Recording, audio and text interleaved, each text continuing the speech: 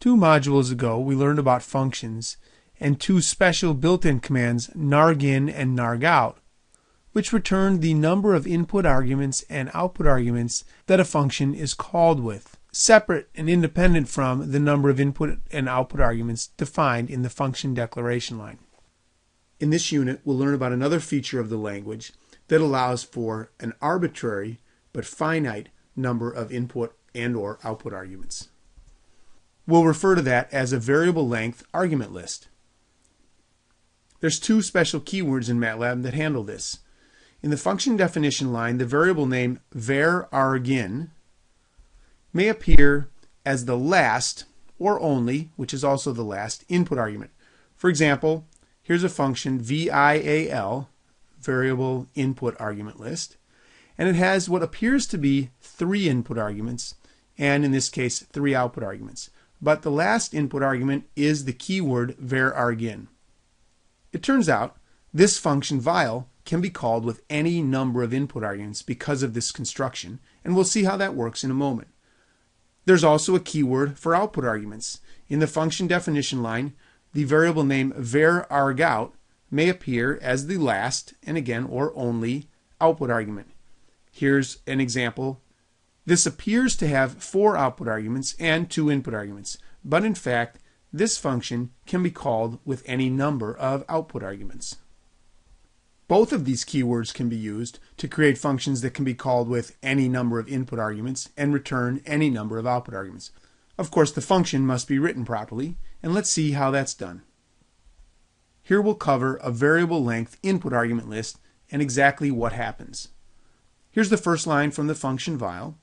How does this work when it's called, say, with 5 input arguments? Were it not for the special meaning of the keyword varargin, this would simply generate an error, too many input arguments. But varargin is special, so let's see exactly what happens. On entry, as you'd expect, M1 is a copy of obj1, M2 is a copy of obj2, and here's where things start to differ. varargin will return 5. That makes sense. There are 5 input arguments. And the number of elements of varargin will be 3. The class of varargin is a cell, and the contents of its first container is a copy of object 3. The contents of its second container is a copy of object 4, and the contents of its third container is a copy of object 5. This extends for any number of input arguments.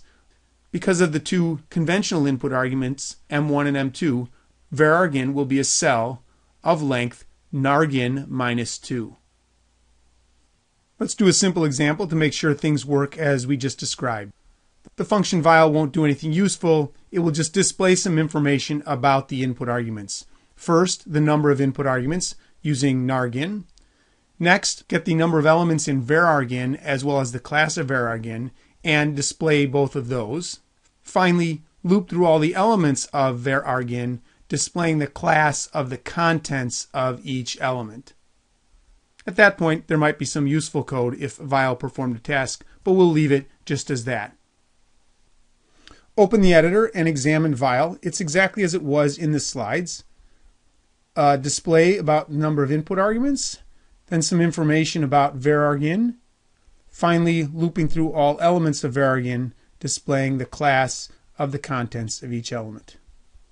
Let's try it with 6 input arguments.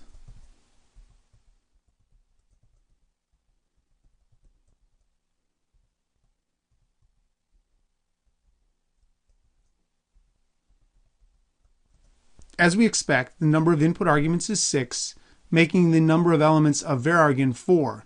Varargin is indeed a cell. The class of each of the elements' contents are, respectively, char for UC Berkeley, double for the random 6x7, cell for the 3x1 array, and finally cell for the 1x1 cell array. So that's how varargin works.